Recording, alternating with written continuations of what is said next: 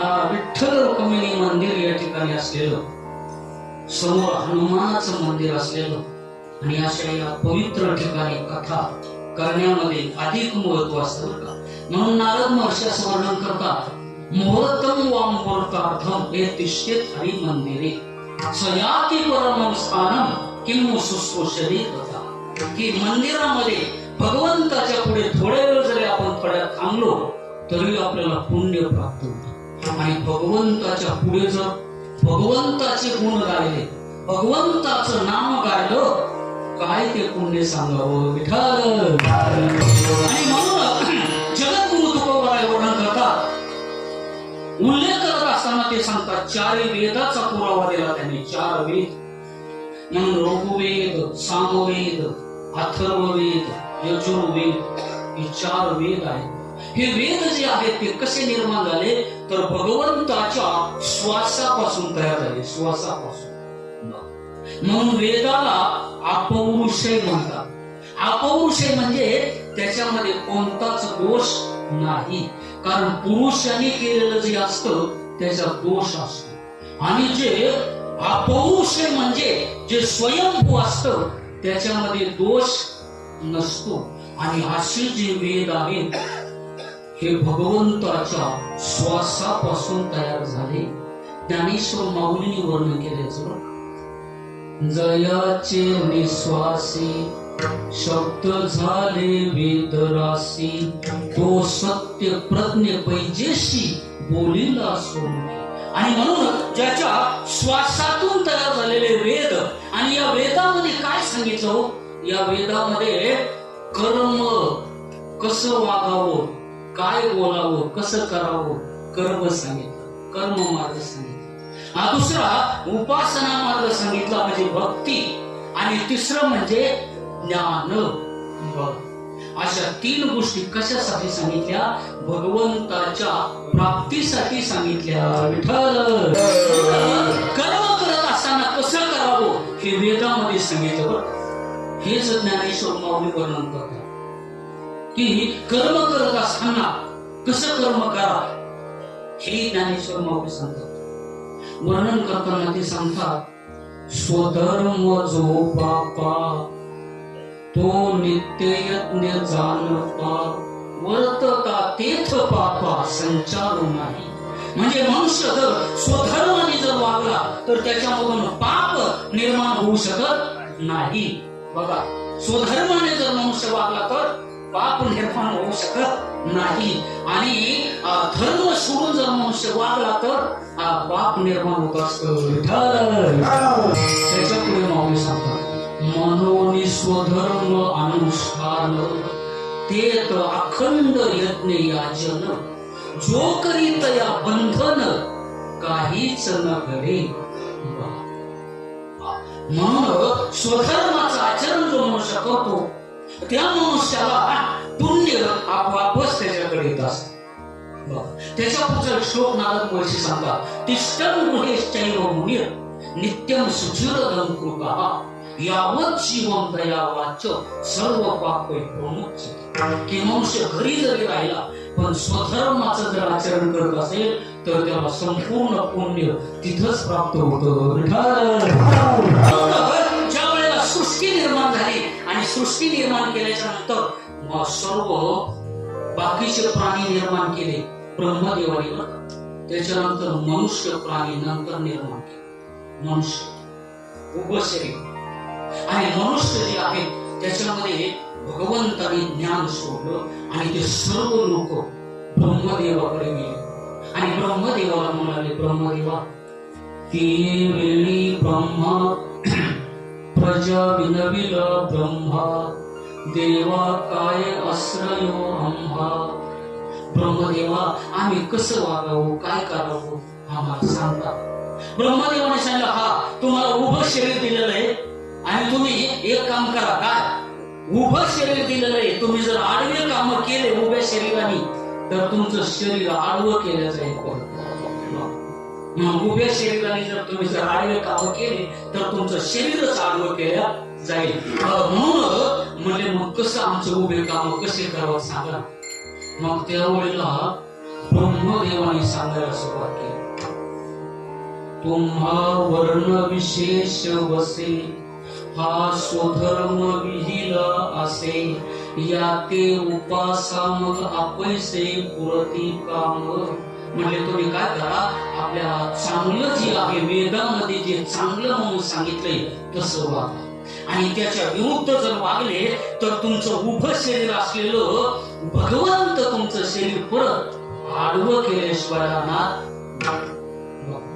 आणि म्हणून भगवंताने नियम सांगितला, बाबा तुम्ही म्हणले आता उभं शरीर दिलं तुम्हाला, मग तुम्ही उभे काम करा, आडवे काम करू नका. आणि आडवं काम केलं की तुम्हाला शिक्षा एक मिळेल, काय की पुढच्या जन्मामध्ये तुमचं शरीर आडवं केल्या जाईल. बघा आता शब्द माऊली वर्णन करतात बघा, ऐका ते वर्णन. तरी गाया परी प्रवर्त रामाची आवडी, तरी तया ते मी जे करे ते ऐक. मनुष्य देहाचा तागा घेऊनी रुसतीचे जगा, ते पदवी हिरोनी पैगा ऐसे करी. हा भगवंत सांगतात, मी त्याला स्वतंत्र देतो, प्रत्येकाला कसंही वागा. भगवंत विरोध करीत नाही. भगवंत एक शिक्षा देतात त्याला, काय हा जन्म संपला की भगवंत म्हणतात आता याला एकच काम करू, काय मनुष्य शरीराचं पद काढून घ्यायचं मुलांचं. कारण उभं शरीर दिलं पण काम आडवे केली, म्हणून आता यांना उभं शरीर द्यायचं. मग भगवंत काय करतात त्याला वृश्चिक आडवे, म्हणजे सर्प, विंचू, मांजर, कुत्रा अशा जन्म, म्हणजे आडवा जन्म. कारण का उभ्या शरीरातून काम आडवे केले, म्हणून भगवंताने त्याचं काय केलं, शरीरच आडवं केलं. विठ्ठल वेदामध्ये जे सांगितलं, काय सांगितलं वेदामध्ये, की उभ्या शरीराने आडवे काम करू नका, कर्म मार्ग सांगितलं. आणि अजून त्यांनी सांगितलं, तुम्ही एक काम करा, तुम्ही नाम कंठामध्ये चित्तामध्ये धारण करायचं असेल तर दुसरं मनामध्ये न आणता, दुसरं कंठामध्ये धारण न करता, तर भगवंताचं नाम कंठामध्ये धारण करा, अशी आज्ञा तुकोबराय आपल्याला माहिती सांगतात प्रथम चरणामध्ये. तुकाराम महाराज काय वर्णन करतात, चारी वेद जयासाठी, चार वेद सांगितले ज्याच्यासाठी, त्याचे नाम धरा कंठी. भगवंताच्या प्राप्तीसाठी वेद तयार झाले. वेद आणि कसे तयार झाले, तर भगवंताच्या श्वासापासून तयार झाले. भगवंताच्या श्वासापासून तयार झाले, म्हणून त्याच्यामध्ये चूक कोणतीच नाही. कारण मनुष्याने जर एखादं तयार केलं त्याला चूक असते थोडीफार, पण हे भगवंताच्या श्वासामधून निर्माण झाल्यामुळे त्याच्यामध्ये कोणत्याच प्रकारची चूक नाही. आणि म्हणून तुकाराम महाराज सांगतात, त्याचे नाम धरा कंठी, त्याचं नाम कंठामध्ये धारण करा. कारण असं असतो, कंठामध्ये जेव्हा आपण भगवंताचं नाम धारण करतो त्याच्यातून खरं आपल्याला पुण्य मिळतं. ज्या वेळेला आपण बाहेरची चर्चा करतो त्याच्यातून आपल्याला दोष लागत असतो. ज्या वेळेला म्हणून नाम करत असताना 10 प्रकारचे पथ्य पाळावं लागतात बरं का. नामस्मरण करणारे 10 प्रकारचे पथ्य. सन्निंदा सती नाम वैभव कथा श्रेष्ठ योग वेदती रसश्रद्धा श्रुती शास्त्र देशिक गेला नामेर्थ माधव. काय नियम सांगितले? पहिला नियम असा सांगितला की ज्या मुखाने आपण नामस्मरण करायचे त्या मुखाने कोणाची निंदा करू नये. हा, कोणाची निंदा करू नये हेच ज्ञानेश्वर माऊली सांगतात. तैसी सर्व मार्गी निंदा सांडोनिया असता परिशुद्धा गीता श्रवणी श्रद्धा उभारी जो तयाच्या श्रवण पाठी. आणि म्हणून भगवंताचं नाम घेणारे जे आहे, आपण वैष्णव जे आहोत किंवा कोणी असू द्या, तर निंदा ज्या मुखाने आपण नामस्मरण करतो त्या मुखाने कोणाची निंदा करू नये. हेच वर्णन स्कंद पुराणामध्ये आलेले बरं का. निंदा भगवतां सोमस तत्परस्य जन शवा ततो नापैती शोभी या ते स्फुरतात. किती वर्ण आहे. म्हणून कोणाची निंदा करू नये. आणि अजून एक वैशिष्ट्य, समोरासमोर स्तुती केली आणि पाठीमागे जर निंदा केली तर त्या माणसाला कुत्र्याचा जन्म मिळतो. पुढचा जन्म कोणता? कुत्र्याचा जन्म मिळतो. कोणत्या माणसाला? समोरासमोर स्तुती केली आणि पाठीमागे निंदा केली तर अशा माणसाला पुढच्या जन्मामध्ये कुत्र्याचा जन्म मिळतो. आणि दुसरी एक गोष्ट अशी आहे, दुसऱ्याची प्रगती पाहून, दुसऱ्याचं चांगलं झालेलं पाहून जर वाईट वाटलं आपल्याला तरी सुद्धा तो जन्म मिळतो, स्वान जन्म. म्हणून तुम्ही बघा, रस्त्याने जर गाडी वेगामध्ये चालली कुत्र्याला सहन होत नाही, कुत्र मागे पळतं, झाडवर काढणार. कारण का? दुसऱ्याचा वेग त्याला सहन होत नाही. पूर्वजन्माचे संस्कार असतात. आणि म्हणून ज्या वेळेला गाडी आपण थांबू मग कुत्र विचार करतात, हा आता माझ्या मनासारखं झालं असं, मग कुत्र लगेच थांबतो. कारण हे पूर्वजन्माचे संस्कार असतात. की तुम्ही मनाने सांगता का? नाही. ऐका त्याचं वर्णन आता. प्रत्यक्ष गुणवादीच परोक्ष जाती निंदका मानव सोबत. ज्या वेळेला समोरासमोर मनुष्य स्तुती करतो आणि पाठीमागे निंदा करतो अशा मनुष्याला श्वान म्हणजे कुत्र्याचा जन्म त्या मनुष्याला प्राप्त होत असतो. कुणाचीही निंदा करू नये. स्तुती करत असताना सुद्धा भगवंताची स्तुती करावी आणि निंदा कोणाचीही करू नये. तुम्ही म्हणणार कसं काय काय बिघडतो याच? आता नाथ महाराज वर्णन करतात, थोडक्यात समजू बघा. आणि बरोबर नाथ महाराज वर्णन करतात. ऐका बरं, लक्ष देऊन ऐका बरं थोडस. कारण असं असतं आपल्या कीर्तनामध्ये तसं काय गोष्टी किंवा कर्म नसते. म्हणून वेळेमध्ये सांगतो, शास्त्राला सोडून काही नसतं म्हणून थोडक्यात सांगतो मुद्दा. लक्षपूर्वक ऐका फक्त. कारण असं असतं, नाथ महाराज वर्णन करतात बरं. ऐका, निंदा करणं हा काय परिणाम होतो निंदेचा त्याचं वर्णन ऐका. चित्त देऊन ऐका. नाथ महाराज वर्णन करतात, निंदा कथा निंद वंदिती जनी ते माऊली माझे दोन्ही निंदक ते सखी जननी मजला बोनी गोपाळू. नाथ महाराज सांगतात, कथा निंदिती वंदिती जनी. जगामध्ये कथा कीर्तन वैष्णव वारकरी यांना काही चांगलं म्हणतात, काही वाईट म्हणतात, म्हणू द्या. नाथ महाराज पुढे वर्णन करतात की आपल्याला चांगलं म्हणणाऱ्या माणसापेक्षा वाईट म्हणणारा मनुष्य आपला फायदा करीत असतो. आपली स्तुती करणाऱ्यापेक्षा निंदा करणारा मनुष्य आपल्यावर खरा उपकार करीत असतो. ते पुढे नाथ महाराज सांगतात, जैसे जननीचे करत वरी वरी क्षाळी ती बाह्यमळ निंदक सभा हे कलिमळ करी निर्मळ निज वदनी. काय नाथ महाराजांनी म्हटलं? नाथ महाराज असं सांगतात की आपली स्वतःची आई फक्त लेकराचा वरचा मळ काढते, फक्त साबण लावेल, चुळून काढेल, फक्त वरचा मळ काढते. कोणती? आई मुलाची. पण निंदक नावाची आई मात्र आतला मळ काढत असते. अजून एक नाथ महाराज सांगतात काय की आईला तरी मुलाला स्वच्छ करताना पाणी पाहिजे, साबण पाहिजे, दगड पाहिजे, भांड पाहिजे, पाणी ठेवण्यासाठी हाताने चोळावं लागतो आणि आई जवळ लागते.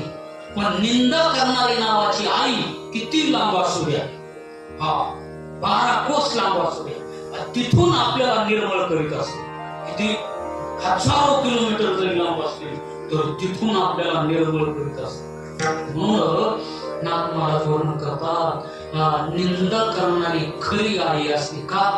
खरी निर्मळ तर आपल्याला आतून निर्मळ करते, आतला मळ काढते बघा. आणि आपली सख्खी आई वरचा मळ काढते. म्हणून निंदक नावाची आई श्रेष्ठ असते.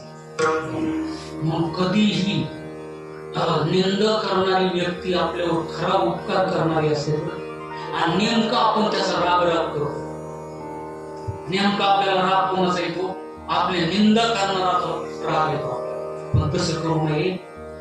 उलट निंदा करणारापासून फार मोठा फायदा येतो. काय फायदा होतो? आतला मळ काढत असते ते, आणि आपली स्वतःची आई फक्त वरचा मळ करत असते. आणि म्हणून निंदा करणाऱ्या माणसाला कधीच आपण वाईट म्हणायचं नाही. कारण खरा उपकार करत असणारी आई म्हणजे निंदक नावाची विठ्ठल. काय खरं निंदक नावाची आई आपण काय करत असते? आपलं पाप घेत असते आणि त्यांचं पुण्य आपल्याकडे पाठवत असते. पुण्य पाठवतील, पाप घेत असते निंदा करणारी. म्हणून आपण लक्षात घ्यायची गोष्ट काय की आपल्याला दुसऱ्याचं जर पाप घ्यायचं असेल तर निंदा करा, आणि पुण्य द्यायचं असेल तर म्हणून माऊली सांगतात निंदा नावाचा एक दोष असा आहे की तो आपल्या जवळ नसावा. निंदा. दुसऱ्या नंबरचं सांगितलं की भेद धीर, म्हणजे भेद मानू नये, माणसामध्ये भेद मानू नये. म्हणून माणसं जी आहेत सर्वांच्या हृदयामध्ये परमेश्वर आहे अशा भावनेतून वागायला पाहिजे, म्हणजे त्या मनुष्याला खरी भक्ती प्राप्त होते. विठ्ठल पद्मपुराणामध्ये वर्णन आहे.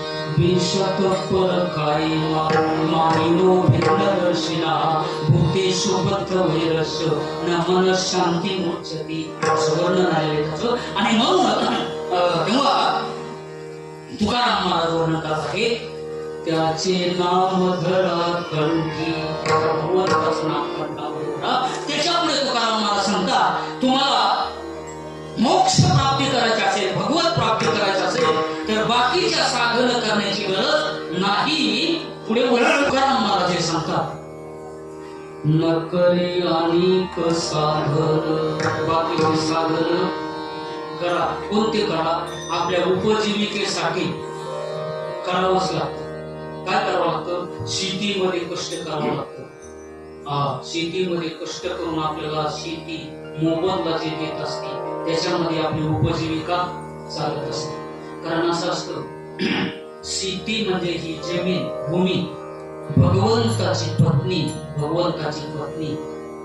ज्या वेळेला भगवंतानी पृथ्वीला वरती आणलं आणि पाण्यावरती असं ठेवलं, पृथ्वी का लहान येतं 50,000 योजन, 50,000 कोटी योजन एवढा विस्तार आहे पृथ्वीचा.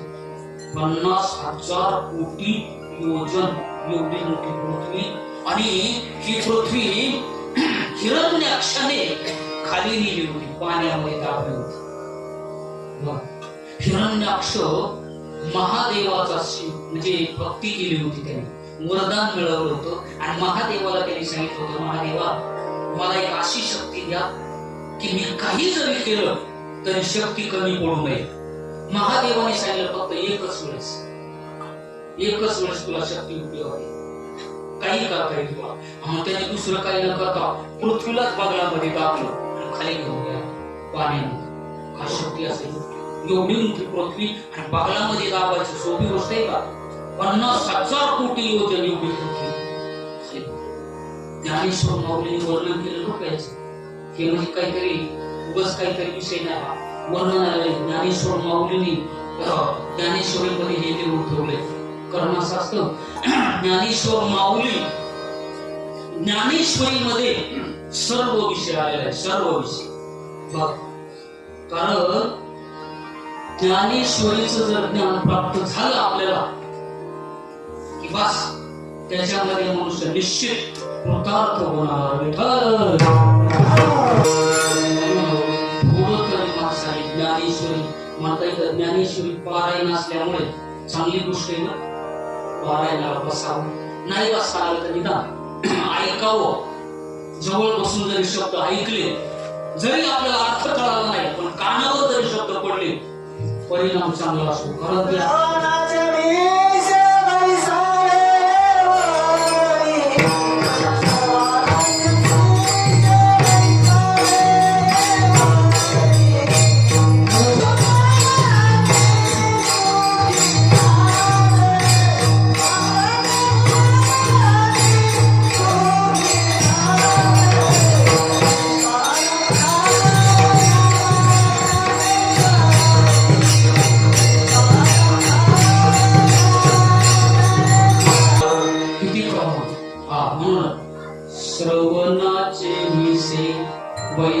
निवोनी नुसतं ऐकले शब्द. कारण ज्ञानेश्वरी मधलं ज्ञान हे महादेवापासून आलेले. महादेवाने सांगितलेलं ज्ञान आहे बरं. म्हणून ज्ञानेश्वर माऊली सांगतात आद्य गुरु शंकरा लागोनी शिष्य परंपरा बोधाचा हा संसारा झाला जो आमोते. म्हणून महादेवाच्या मुखातून आलेलं ज्ञान हे सुरुवातीला. म्हणून हे ज्ञान सामान्य नसून हे महादेवाच्या मुखातलं आणि तेच ज्ञान पुढे ज्ञानेश्वर माऊली पर्यंत आलेलं. आद्य गुरु शंकरा महादेव. कारण ज्ञानाचे गुरु महादेव.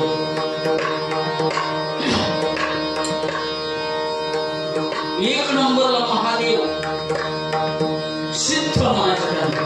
84 सिद्धांमध्ये एक नंबरचे सिद्ध आणि शेवटचे सिद्ध ज्ञानेश्वर माऊली. पहिले सिद्ध कोण? महादेव आणि शेवटचे सिद्ध ज्ञानेश्वर माऊली. असे 84 सिद्ध.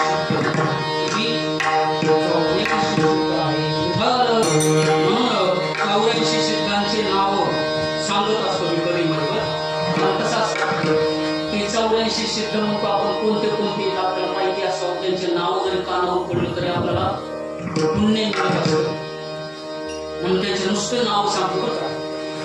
आदिनाथ मचिंद्र गोरक्ष जलंधर कामी भैरव सर्वज्ञ भरतरी चौरंगी धर्म हरभंगी वैदी सत्य मीन वृषभ भरत सनक सनंद सनातन सनत कुमार शोक नारद सोमेनी गणपत गौरव प्रभु कनगाई नागार्जुन गोचर जंब वक्र तारा भगाई पिप्पर चंद्र एकनाथ मानी गया काई याज्ञवल्क्य दरिया केचर अवगण देव प्रकाश पालक शाबर विपाक्ष मल्लिका गोपाल गदाई सिद्ध गौरव धीर प्रौढ गरीब काल वीरू सुरत मार्कंडे कालचंडी ब्रह्मानंद शैव चतुर त्रिशूल नटेश्वर गोपी राम सोळा मंजू शंख अवधूत गंधा मोदन तपेश्वर नरहरी सहज कपिल दत्त निवृत्ती ज्ञानेश्वर 84.